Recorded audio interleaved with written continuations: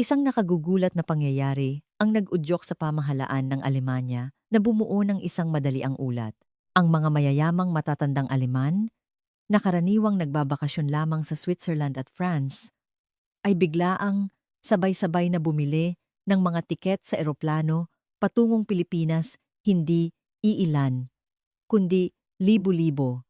Ang kanilang mga karanasan sa pagtapak sa lupain ng Pilipinas ay yumanig sa buong lipunang Aleman. Ang kwentong ito ay hango sa isang tunay na pangyayari, tagsibol ng 2025, sa isang mamahaling travel agency sa Berlin. Napansin ng mga empleyado ang isang kakaibang pangyayari. Ang mga matatandang kabilang sa alta sosyedad ng Alemanya, na dati-rati mga Swiss villa o Mediterranean cruise lamang ang hinahanap, ay biglang nagtatanong tungkol sa mga flight papuntang Pilipinas. Sa simula, inakala nilang ito ay dahil lamang sa kasikatan ng kulturang Pilipino, ngunit mali sila. Halos hindi makapaniwala ang mga empleyado sa kanilang naririnig. Isang dating ministro, na nasa edad na yumbito na, ang nagsabing gusto niyang maranasan ang subway system ng Maynila. Mayroon ding iba na mas gustong pumunta sa mga tradisyonal na palengke sa gabi kaysa sa mga Michelin star na restaurant.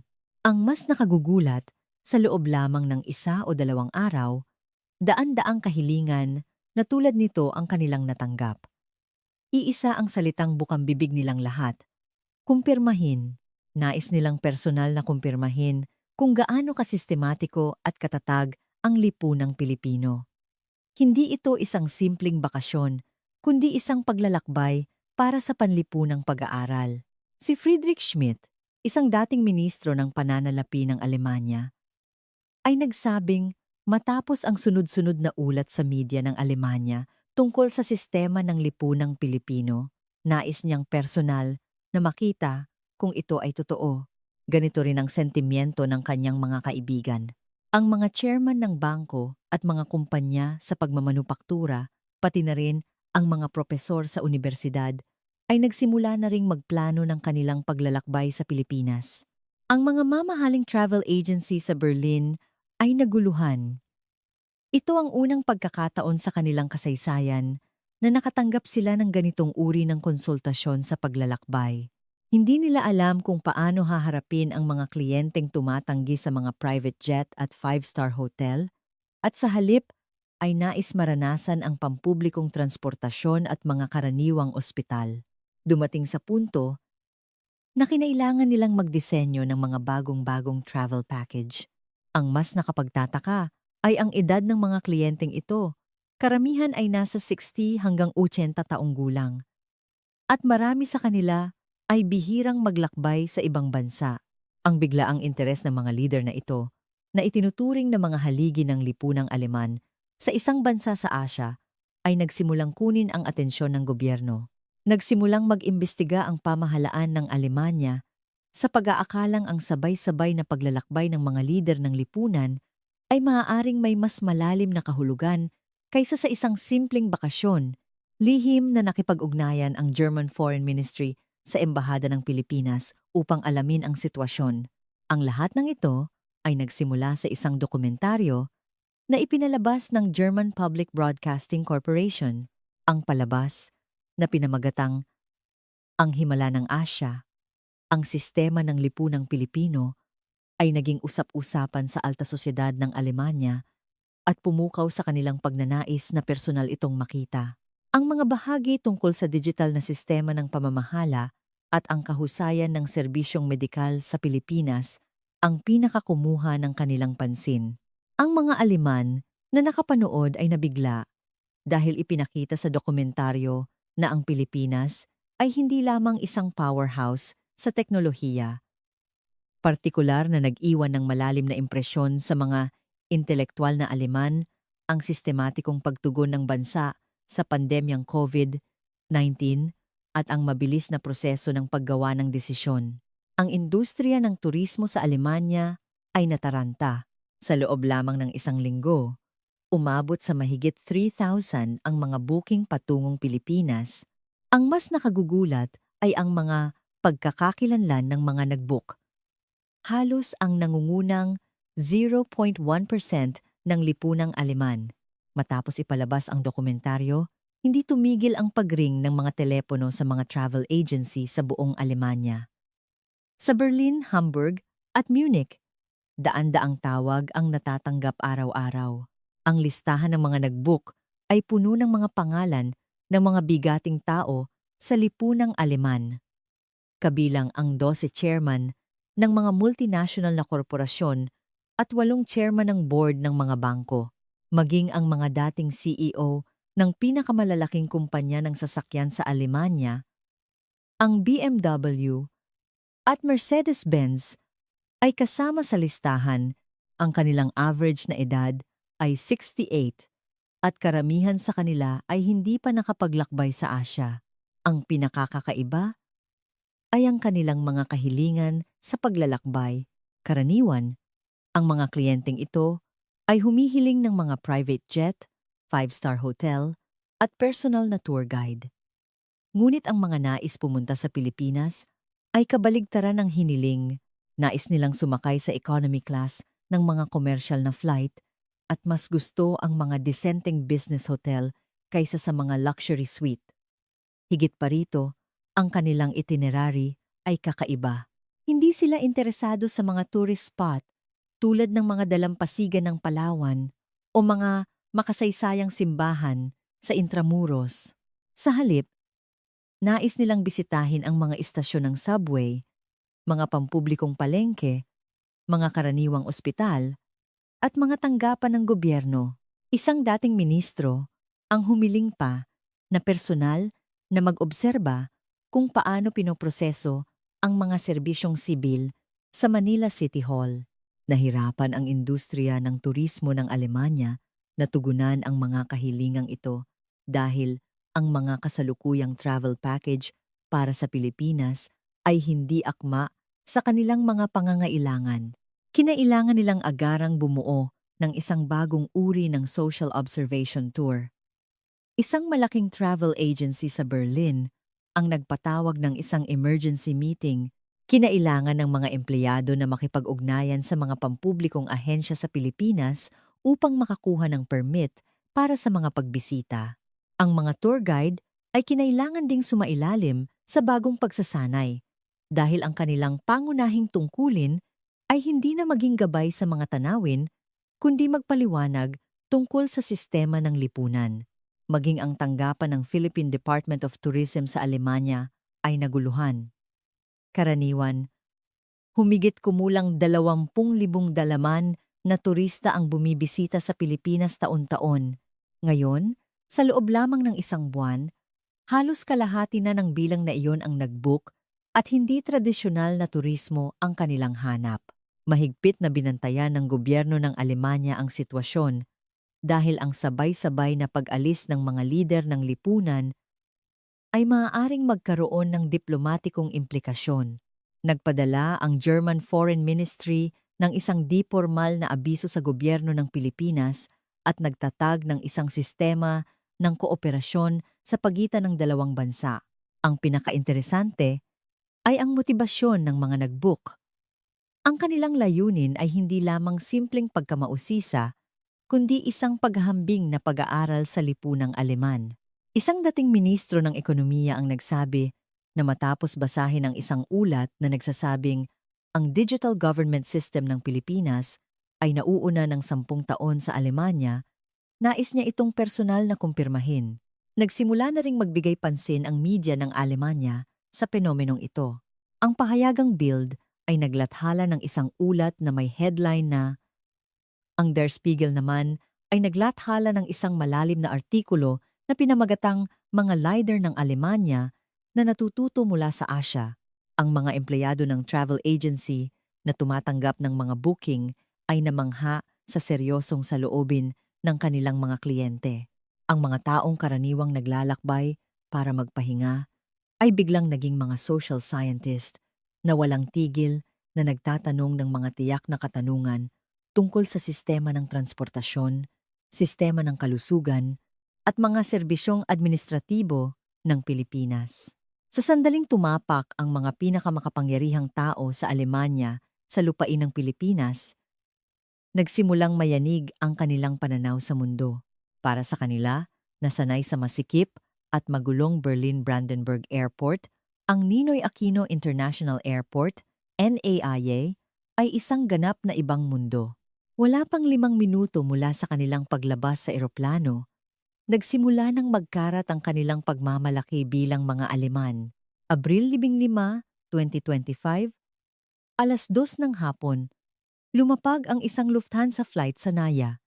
Ito ay isang espesyal na flight na may lulang 42 na miyembro ng alta sosyedad ng Alemanya. Kalahati sa kanila ay higit sa 70 taong gulang at para sa karamihan, ito ang kanilang unang pagbisita sa Pilipinas. Pagbukas pa lamang ng pinto ng eroplano, nagsimula ng magbago ang kanilang mga ekspresyon.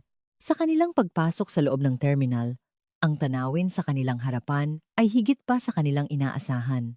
Mga dambuhalang bintanang salamin na abot hanggang kisame, makintab na sahig na parang salamin, at isang malinis at modernong interior design ang sumalubong sa kanila.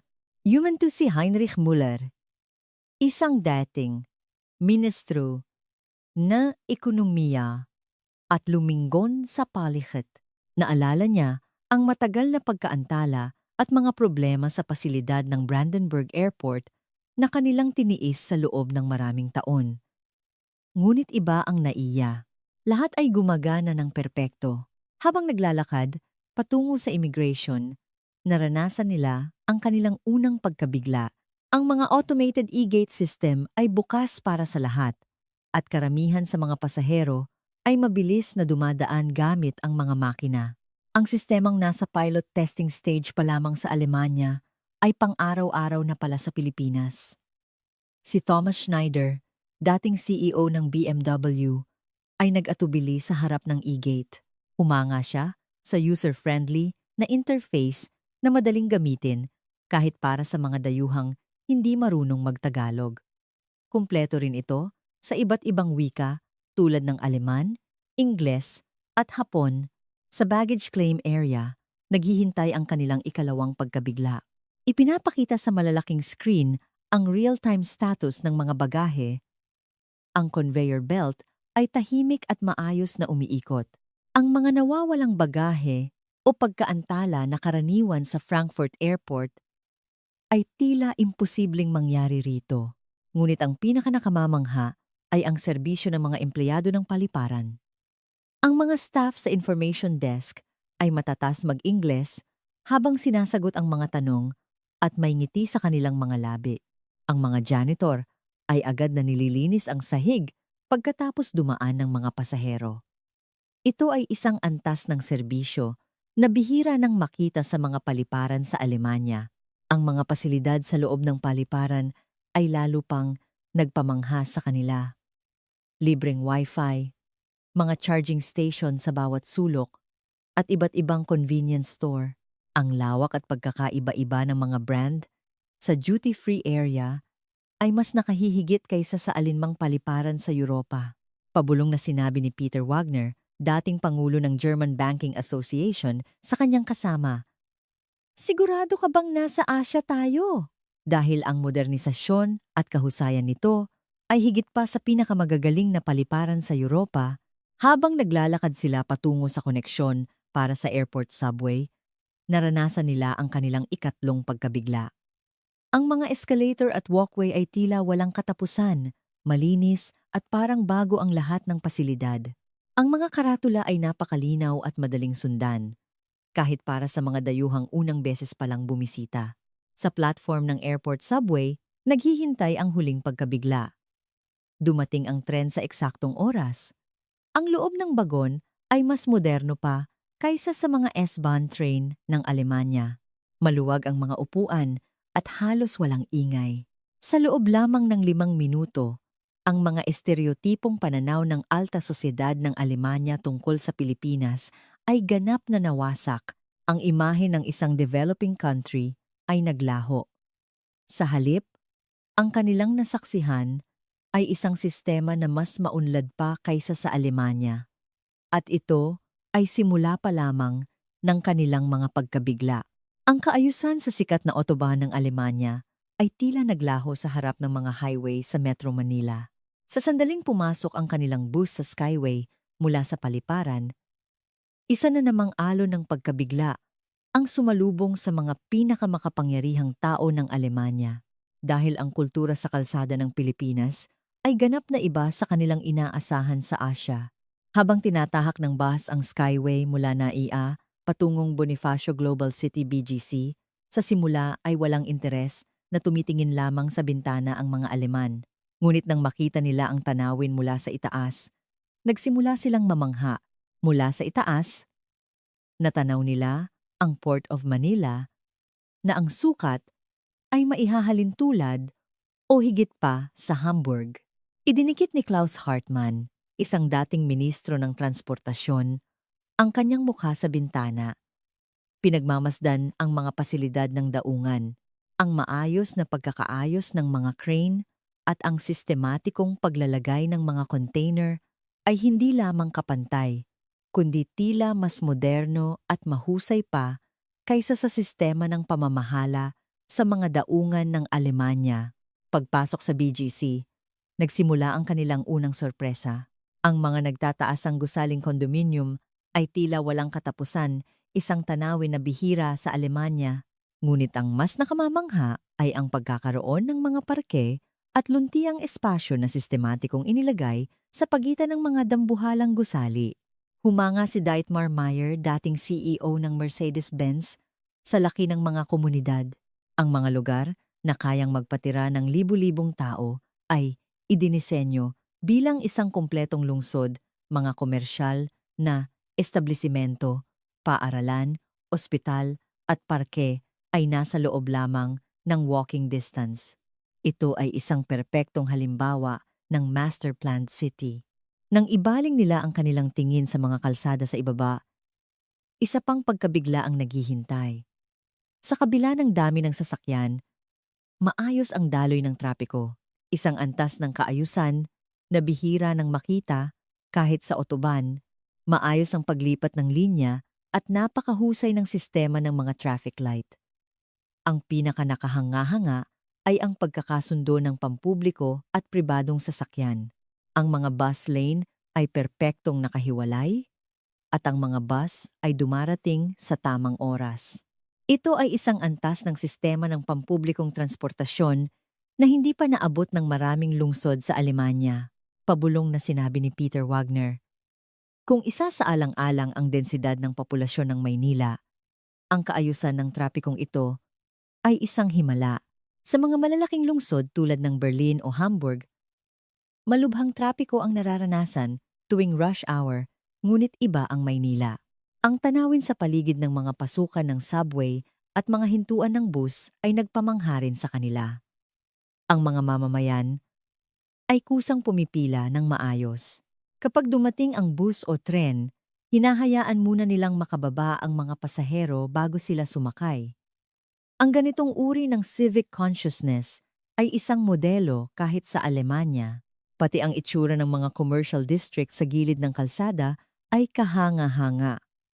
Ang mga karatula ay sistematikong pinamamahalaan at ang mga harapan ng gusali ay pinananatiling maayos. Ito ay malaking kaibahan sa ilang bahagi ng Alemanya kung saan ang magugulong karatula ay sumisira sa itsura ng lungsod, lalo silang humanga sa mga kalsadang nakasentro sa mga pedestrian. Bawat pedestrian lane ay mayroong audio guide para sa mga may kapansanan sa paningin.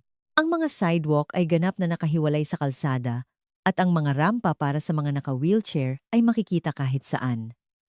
Ang antas nito ay lumampas pa sa mga pamantayan ng barrier-free city design ng Alemanya. Mula sa tulay na tumatawid sa Ilog Pasig, ang tanawin ng skyline ng Maynila sa gabi ang nagbigay sa kanila ng huling pagkabigla. Ang mga nagtataasang gusali sa magkabilang pampang ay kumikinang na may kaayusan. Mas mukha itong enggrande at moderno kaysa sa sentro ng Frankfurt o Munich. Sa loob ng isang oras na biyahe, mula sa paliparan patungong hotel, ang pananaw ng alta sosyedad ng Alemanya tungkol sa Pilipinas ay ganap na nagbago. Nakumpirma nila na ang Pilipinas ay hindi lamang isang bansang may lumalagong ekonomiya, kundi isang maunlad na bansa na nangunguna sa Alemanya sa larangan ng urban planning, sistema ng transportasyon, at maging sa civic consciousness. Para sa mga pinakamakapangyarihang tao ng Alemanya, na sanay sa mga luma ng pasilidad at madalas na aberya ng Berlin U-Bahn, ang sandaling pagsakay nila sa subway ng Maynila ay isang ganap na pagdurog sa kanilang pagmamalaki. Ang sistema ng pampublikong transportasyon ng Alemanya, na ipinagmamalaki nilang pinakamahusay sa mundo, ay naging maputla sa harap ng sistema ng Pilipinas. Ikalawang araw, 9:00 ng umaga, naranasan ng grupong ito ang subway mula sa istasyon sa BGC. Para sa kanila, na halos buong buhay ay pribadong sasakyan o private jet ang sinasakyan, ang subway ay isang bagong karanasan, ngunit nanaig ang kanilang pagkamausisa.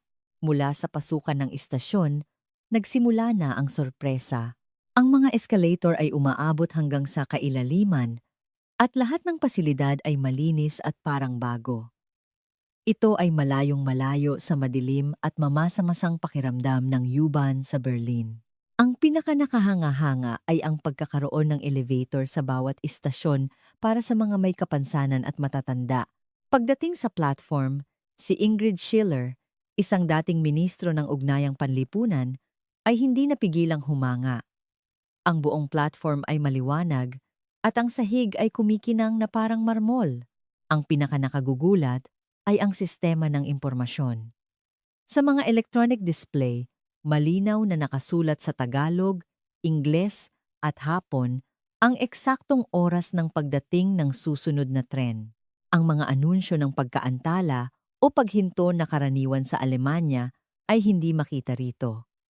Lahat ay gumagana nang may katumpakan ng isang Swiss na relo. Nagulat din sila sa mga linyang nakaguhit sa sahig ng platform. Ang mga mamamayan ay natural na pumipila sa likod ng linya. Pagdating ng tren, gumigilid sila upang bigyang daan ang mga bumababa. Ang ganitong kaayusan ay isang modelo kahit sa Alemanya. Pagdating ng tren, naranasan nila ang ikalawang pagkabigla. Ang itsura ng tren ay mas moderno pa kaysa sa pinakabagong tren sa Alemanya. Ang streamlined design at malinis na panlabas ay nagpapaalala sa kanila ng isang luxury car. Pagbukas ng pinto, mas lalo silang namangha sa loob ng bagon. Maluwag, komportable, at maayos ang pagkakaayos ng mga upuan. Ang mga handrail at safety features ay sistematikong nakalagay. Partikular na napansin nila ang mga priority seat na malinaw na minarkahan at nakita nila kung paano kusang nagpapaubaya ang mga mas batang pasahero. Si Thomas Schneider, ang dating CEO ng BMW, ay humanga sa kalinisan sa loob ng bagon. Walang makitang anumang dumi o basura sa sahig at ang mga upuan ay parang bago. Ang mga graffiti o sirang pasilidad na karaniwan sa Berlin U-Bahn ay wala rito. Ang pinakanakahanga-hanga ay ang pag-uugali ng mga pasahero. Kahit nag-uusap, mahina ang kanilang mga boses. Karamihan ay tahimik na nagbabasa o tumitingin sa kanilang mga telepono. Walang sumisigaw sa telepono o kumakain na nakakagambala sa iba. Ang ganitong civic consciousness ay bihira nang makita sa malalaking lungsod sa Alemanya. Ang katumpakan ng operasyon ng subway ay nakamamangha rin. Ang mga tren ay dumarating at umaalis sa eksaktong oras. Ang mga signal failure o biglaang pagkaantala ay tila imposibleng mangyari rito. Sa isang transfer station, naranasan nila ang kanilang ikatlong pagkabigla. Kahit na ito ay isang komplikadong istasyon kung saan nagtatagpo ang maraming linya, ang mga karatula ay napakalinaw at madaling sundan. Ang mga direksyon ay tumpak at sistematiko, na ginagawang mas madali ang paglipat kaysa sa komplikadong sistema ng Frankfurt Central Station. Namangha rin sila sa mga pasilidad sa loob ng mga istasyon. Malinis na mga banyo, convenience store, botika, at maging mga ATM ng bangko ay naroroon. Naintindihan nila na ang istasyon ng subway ay hindi lamang isang pasilidad ng transportasyon, kundi isang espasyo para sa pamumuhay. Sinabi ni Hans Bauer, isang dating direktor ng German Railways, sa kanyang mga kasama. Ito ay hindi lamang tungkol sa transportasyon. Ito ay bunga ng edukasyong panlipunan. Para sa kanya, mas kahanga-hanga ang antas ng kamalayan ng mga mamamayan kaysa sa kahusayan ng mga pasilidad. Matapos ang halos isang oras na karanasan sa subway, ang grupo ng mga Aleman ay tulala pa rin sa pagkamangha. Nakumpirma nila ang isang katotohanan. Ang ipinagmamalaki nilang sistema ng pampublikong transportasyon sa Alemanya ay malayo ng nahuhuli kumpara sa Pilipinas. At ang kanilang mga pagkabigla ay magpapatuloy pa. Ito ang sandali kung kailan gumuho ang pagmamalaki ng Alemanya sa kanilang sistema ng kalusugan. Para sa mga pinakamakapangyarihang tao ng Alemanya, na sanay maghintay ng ilang araw para sa isang appointment sa doktor, ang kanilang karanasan sa isang ospital sa Pilipinas ay isang revolusyon sa medisina. Ang makumpleto ang lahat ng pagsusuri sa loob lamang ng 2 oras ay isang bagay na hindi nila maipaliwanag sa salita. Ikatlong araw, umaga, isang hindi inaasahang pangyayari ang naganap. Biglang nakaramdam ng pagkahilo at paninikip ng dibdib si Rudolf Haas, isang miyembro ng grupo at dating board member ng German Federal Bank. Ang 72 taong gulang na may kasaysayan ng alta presyon at diabetes ay ikinabahala ng lahat. Agad siyang dinala ng kanilang tour guide sa St. Luke's Medical Center, Global City. Bago makarating sa emergency room, puno ng pag-aalala ang mga Aleman. Nagdududa sila kung makakatanggap ba ng maayos na paggamot ang isang dayuhan sa isang ospital sa Pilipinas. Ngunit mula sa sandaling tumapak sila sa ospital, ang kanilang mga pag-aalinlangan ay naglaho. Mula sa pasukan ng ER, nagsimula na ang sorpresa. Ang staff sa registration desk ay matatas mag-Ingles habang kinukuha ang detalye ng pasyente at agad na nag-ayos ng isang interpreter na marunong mag-Aleman. Sa Alemanya, kailangan pang i-book ng maaga ang serbisyo ng interpreter. Ngunit sa Pilipinas, ito ay agad na naibigay. Ang bilis ng proseso ng registration ay ikinagulat nila. Ang pag-input ng impormasyon ng pasyente, pag-verify ng insurance, at pag-schedule ng konsultasyon ay natapos lahat sa loob ng 10 minuto. Sa Alemanya, ang pag-verify pa lamang ng mga dokumento ng insurance ay aabuti na ng 30 minuto. Ang kahusayan ng kanilang sistema ng computer ay nasa ibang antas.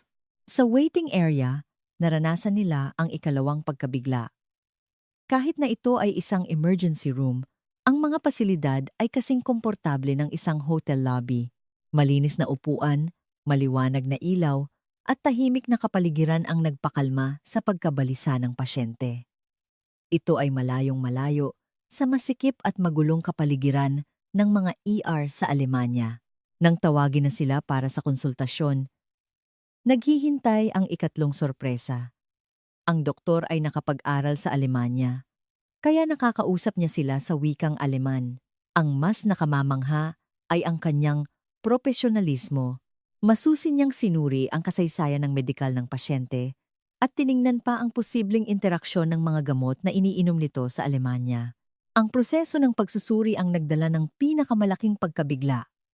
ECG, chest x-ray, blood test, at CT scan, lahat ay natapos sa loob ng 1 oras. Sa Alemanya, ang pag-schedule pa lamang ng CT scan ay aabutin ng ilang linggo. Ang mga resulta ay agad ding lumabas, kaya napakabilis ng diagnosis. Pabulong na sinabi ni Maria Schmidt, isang dating undersecretary ng kalusugan, sa kanyang mga kasamang doktor. Ito ay hindi serbisyong medikal. Ito ay isang revolusyong medikal. Sinabi niya na kahit ang mga nangungunang ospital sa universidad sa Alemanya ay hindi kayang gawin ang mga pagsusuri sa ganitong bilis. Ang kabaitan ng mga medical staff ay nagpamangha rin sa kanila. Ang mga nurse ay maingat na inaalagaan ang pasyente at matiyagang sinasagot ang mga tanong ng pamilya. Ito ay isang perpektong halimbawa ng serbisyong medikal na nakasentro sa pasyente, nakaiba sa malamig at pormal na pakikitungo sa mga ospital sa Alemanya. Mabuti na lamang at walang seryosong problema ang resulta. Ang diagnosis ay pansamantalang sintomas dahil sa pagod sa biyahe at jet lag. Nagreseta ang doktor ng gamot at ipinaliwanag na pinili niya ang mga gamot na maaari pa ring inumin pagbalik nila sa Alemanya. Ang ganitong antas ng pag-aalaga ay bihira sa Alemanya. Sa parmasya, naranasan nila ang ikaapat na sorpresa. Paglabas ng reseta, ipinaliwanag ng parmasyutiko sa wikang Aleman kung paano inumin ang gamot. Ang label sa gamot ay mayroon ding salin sa Aleman upang hindi sila malito pag-uwi. Sa proseso ng pagbabayad, naranasan nila ang huling pagkabigla. Kasama na ang bayad sa ER, iba't ibang pagsusuri at mga gamot. Ang kabuuang gastos ay halos 10% lamang ng gastos sa Alemanya. Kahit walang German insurance, napakamura pa rin. Sa sandaling iyon, nakumpirma nila na sa aspeto ng accessibility sa kalusugan, malayo ang lamang ng Pilipinas. Pag-alis sa ospital, ang grupo ay hindi makapagsalita. Mula sa registration hanggang sa paglabas, 2 oras lamang ang lumipas. Isang bilis na hindi mailarawan sa isip sa Alemanya. Mas nakamamangha pa ang profesionalismo at kabaitan ng mga staff, ang mga modernong kagamitan, at ang makatwirang gastos. Nangunguna ang Pilipinas sa lahat ng aspeto, sinabi ni Peter Rosenberg, dating Pangulo ng German Health Insurance Federation, sa kanyang mga kasama. Ang sistema ng kalusugan ng Pilipinas ay isang modelo na dapat tularan ng Alemanya. Sinabi niya na nasaksihan nila ang esensya ng serbisyong medikal na may kahusayan at puso, nang ang mga elitistang Aleman ay tumayo sa mga kalye ng Bonifacio High Street. Ang kanilang nasaksihan ay hindi lamang isang shopping district. Ito ay ang kahanga-hangang kakayahan ng Pilipinas na gawing isang industriyang pangkultura ang konsumerismo. Maging ang pinakamagarang shopping street sa Frankfurt ay naging simple sa harap ng BGC. Ika-4 na araw, hapon, pumunta ang grupo sa Bonifacio Global City. Sa simula, inakala nilang ito ay isang simpleng karanasan sa pamimili. Ngunit mula sa sandaling tumapak sila sa kalye, nagsimula ng magbago ang kanilang pananaw. Ang BGC ay ibang-iba sa tradisyonal na mga shopping street na alam nila, ang buong lugar ay idinisenyo bilang isang malaking espasyong pangkultura, maluluwang at malilinis ang mga daanan, at magkakasuwato ang mga palamuti at ilaw. Humanga si Joachim Fischer, dating Pangulo ng German Chamber of Commerce, sa disenyo ng mga gusali. Ipinapakita nito ang pagkakakilanlan ng bawat brand habang nananatiling magkakasuwato ang pangkalahatang disenyo. Ito ay mas sistematiko at mas nakaistilo kumpara sa magulong arkitektura ng Kurfürstendamm sa Berlin. Ang unang pagkabigla ay nagmula sa mga department store at mga tindahan. Hindi lamang sila naglalatag ng mga produkto. Bawat tindahan ay pinalamutian na parang isang theme park. May mga espasyo para maranasan ng mga customer ang produkto, personalisadong serbisyo mula sa mga profesional na consultant, at maging mga maliliit na cafe. Ibang-iba ito sa simpleng paglalatag ng produkto sa Alemanya. Ginawa ng mga Pilipino ang pamimili bilang isang uri ng libangan. Ang binibili ng customer ay hindi lamang produkto, kundi isang karanasan. Sa isang tindahan ng damit, naranasan nila ang ikalawang sorpresa. Ang antas ng serbisyo ng mga empleyado ay mas mataas pa kaysa sa pinakamamahaling department store sa Alemanya. Bawat customer ay may personal na stylist na nagbibigay ng payo sa pananamit. Ang serbisyong ito, na para lamang sa mga VIP sa Alemanya, ay karaniwan dito sa mga restaurant. Naranasan nila ang ikatlong pagkabigla. Mula sa mga food court hanggang sa mga fine dining restaurant, lahat ay maayos na pinamamahalaan. Ang kalinisan ay sumusunod sa pamantayan ng Alemanya at ang lasa at kalidad ng serbisyo ay napakahusay. Ang pinaka-nakahanga-hanga ay ang bawat restaurant ay may natatanging konsepto at kapaligiran. Sa Pilipinas, ang pagkain mismo ay isang karanasang pangkultura. Ang pinakanakagugulat ay ang paggamit ng digital na teknolohiya, mga sistema ng pag-order gamit ang QR code, real-time na pagsuri ng inventaryo, at mga personalisadong rekomendasyon, lahat ay konektado sa digital. Kumpara sa mga tindahan sa Alemanya na gumagamit pa rin ng sulat kamay, 10 taon ang lamang dito. Sinabi ni Thomas Schmidt, dating Pangulo ng German Digital Economy Association, sa kanyang mga kasama, ginawa ng Pilipinas ang konsumerismo bilang isang industriya. Ang pamimili mismo ay naging isang aktibidad na pangkultura at libangan. Mula sa mga tulay na nagkokonekta sa mga gusali, ang tanawin ng buong BGC ang nagbigay sa kanila ng huling pagkabigla. Daan-daang libong tao ang maayos na gumagalaw. Ang ganitong kalaking commercial district na pinamamahalaan ng may sistema ay bihira sa Europa.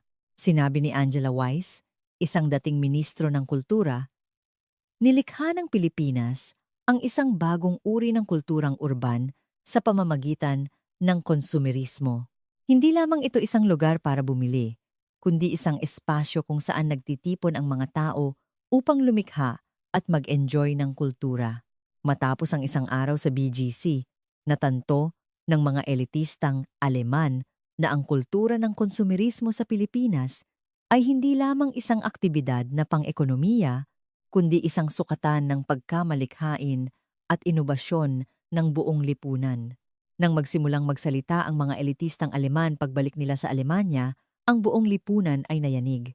Ang mga pinakamakapangyarihang tao na buong buhay naniwala sa kahusayan ng Alemanya ay nagsimulang magtanong sa kanilang mga paniniwala.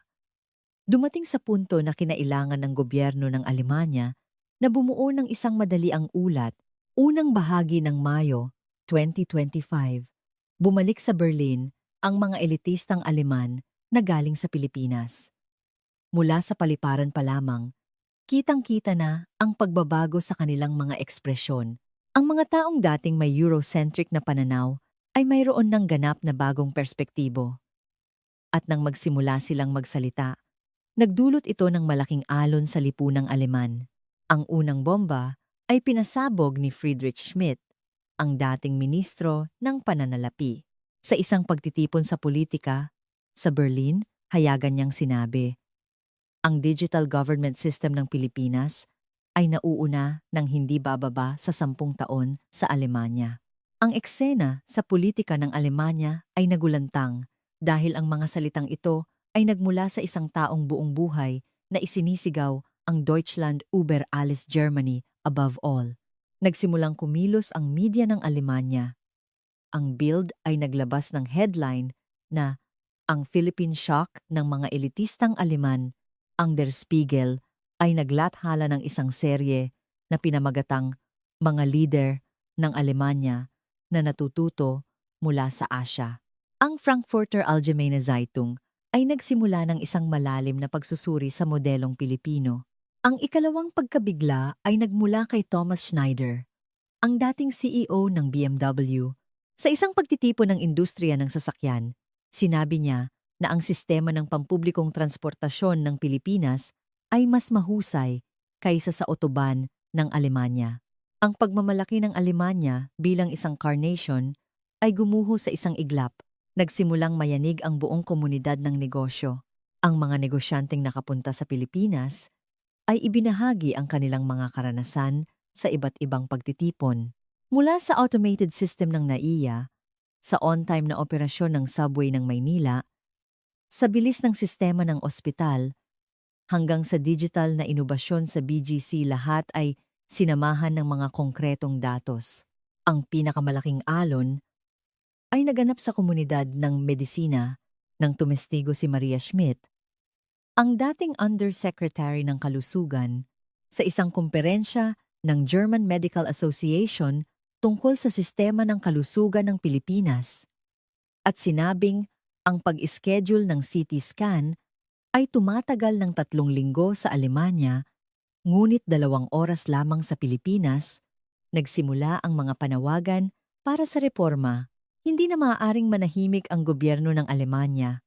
Habang patuloy ang pagpuri ng mga lider ng lipunan sa Pilipinas, ang Foreign Ministry at Ministry of Economics ay bumuo ng isang Joint Emergency Task Force.